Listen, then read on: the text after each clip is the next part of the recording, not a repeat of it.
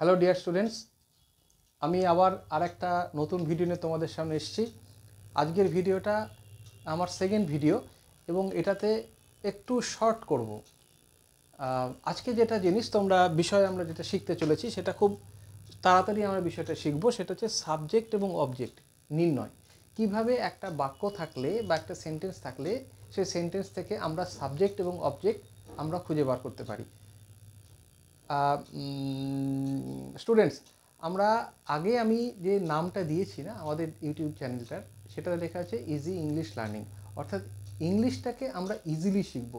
English শিখবো বলে অনেক চাপ নেওয়ার কোনো দরকার নেই। খুব ইজিলি, খুব সিম্পলি আমরা ইংলিশটাকে শিখবো। কীভাবে শিখবো তার জন্য এই চ্যানেলটা। আমি আবারও বলছি, যাদের যেরকম সমস্যা হবে, যারা যেটা কিছু শিখতে চাও, তোমরা কমেন্ট বক্সে লিখবে। প্রয়োজনে তোমরা পার্সোনালি আমাকে লিখতে পারো, আমি ফোন নম্বরও দিয়ে দেবো। যার যেটা দরকার সেটা তোমরা জানাবে। আমি সাধ্যমতো চেষ্টা করব তোমাদের কাজে যাতে আসতে পারি। তো আমরা প্রথমেই বলি, আমি 3টে সেন্টেন্স লিখেছি। এই 3টে সেন্টেন্সে দেখো, Rajat gives me a pen, Leela is reading a book, Sukanta plays cricket. এবার প্রশ্ন হচ্ছে, সাবজেক্ট এবং অবজেক্টটা জানা আমাদের কেন দরকার?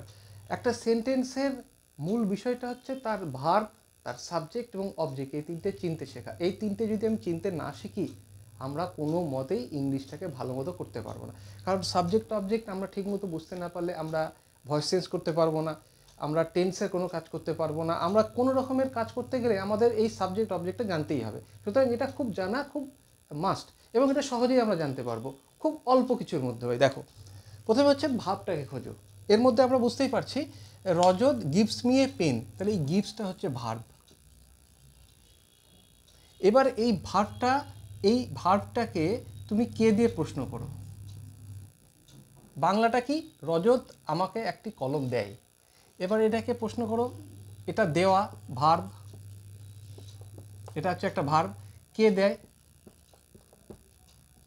উত্তর আমরা পাবো রজত। তাহলে ভার্বকে কে বা কারা, এটা যদি প্লুরাল থাকে তাহলে কারা দিয়ে প্রশ্ন করছো। তাহলে ভার্বকে কে বা কারা দিয়ে প্রশ্ন করলে উত্তর আমরা যা পাবো সেটাই হবে সাবজেক্ট। খুব সহজ। ভার্বকে তাহলে আমার সঙ্গে সঙ্গে তোমরাও নিজে নিজে বলো, তাহলে তোমাদের অনেকটা আয়ত্ত হয়ে যাবে। ভার্বকে প্রথমে ভার্ব খুঁজে বার করতে হবে, এবং ভার্ব খুঁজে বার করাটা খুব কঠিন কিছু না। তোমরা বুঝতেই পারবে ভার্বটা, তোমরা একটা আইডিয়া হয়েই আছে ভার্বটা কোথায় থাকে না থাকে বা ভার্বটা কীরকম। তো এই ভার্বটাকে এবার কে দিয়ে প্রশ্ন করো বা কারা দিয়ে প্রশ্ন করো। অর্থাৎ কোনো কাজ কে করছে বা কারা করে, এই যে পারফর্মার, অর্থাৎ যে পারফর্ম করছে ভার্বটাকে, অর্থাৎ ওই ক্রিয়াটাকে বাংলায় বলতে গেলে, সেই সাবজেক্ট। তাহলে এখানে দেখো, এই দেওয়া কাজটা করছে রজত, তাই রজত হচ্ছে সাবজেক্ট। এবার এই ভার্বটাকে তুমি এবার কি দিয়ে প্রশ্ন করো, কি দেয়? তুমি দেখবে উত্তর পাচ্ছ পেন দেয়। তাহলে কি দিয়ে প্রশ্ন করলে তুমি যা পাবে সেটা অবজেক্ট। আবার তুমি যদি এটা কাকে দিয়ে প্রশ্ন করো, কাকে দেয়? মি, মানে আমাকে, তাহলে এটাও অবজেক্ট। তাহলে এখানে এটা একটা অবজেক্ট, এটা একটা অবজেক্ট, দুটো অবজেক্ট।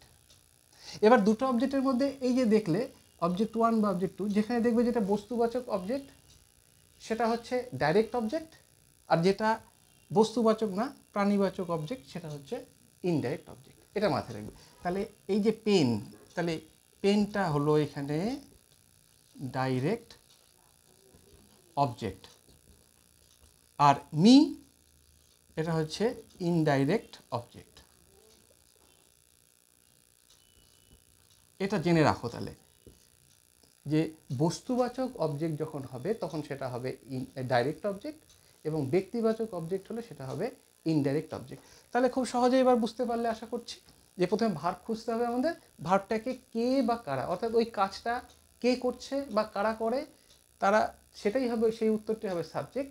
যদি কী দিয়ে প্রশ্ন করি, অবভিয়াসলি সেটা আমরা পাবো হচ্ছে বস্তু একটা অবজেক্ট, সেটা হবে ডাইরেক্ট অবজেক্ট। যেমন এখানে পেন, এ পেন।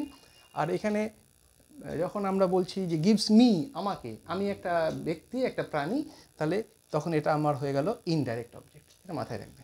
2 নম্বর যেখানে আছে, দেখো, লীলা ইজ রিডিং এ বুক, লীলা একটা বই পড়ছে। তাহলে এখানে ভার্ব হচ্ছে এইটা, দুটো এইটা মিলে একটা ভার্ব। লীলা একটা বই পড়ছে, তাহলে পড়ছে। এবার প্রশ্ন করো কে পড়ছে, উত্তর এলো লীলা, তাহলে এখানে হচ্ছে লীলা সাবজেক্ট। কি পড়ছে? এ বুক, একটি বই, এটা হচ্ছে অবজেক্ট। আবার পরের সেন্টেন্সে সুকান্ত প্লেজ ক্রিকেট, প্লেজ বুঝতেই পারছো ভার্ব। একে প্রশ্ন করো কে খেলে, উত্তর আসছে সুকান্ত, তাহলে সুকান্ত হচ্ছে সাবজেক্ট। কি খেলে, উত্তর পাওয়া যাচ্ছে ক্রিকেট, এটা হচ্ছে অবজেক্ট। এই হচ্ছে সিম্পল বিষয়। তাহলে এটা আদৌ কঠিন না। আমি ছাত্রদের বারবার একটা কথা বলি যে দেখো বাচ্চারা, তোমরা কোনো সময় ইংলিশ শিখছি বলে ওভার প্রেশার কুকারের মতো হয়ে যাও না। জাস্ট টেক ইট ইজি, কোনো ব্যাপার না, এটা খুব সহজ। আর জাস্ট তোমরা একটা ছোটোখাটো প্র্যাকটিসগুলো করবে, এবং যেন তোমার practice makes a man perfect. যত তোমরা প্র্যাকটিস করবে না, তত তোমাদের ভুল হওয়ার পসিবিলিটিগুলো কমে আসবে। এটা দেখবে বাড়িতে, তোমরা কিছু বই দেখে দেখে প্র্যাকটিস করবে, যে কোনো ধরনের ছোটোখাটো সেন্টেন্স থেকে শুরু করবে, তারপর আস্তে আস্তে গ্র্যাজুয়ালি বড়ই করতে পারবে, কোনো অসুবিধা নেই।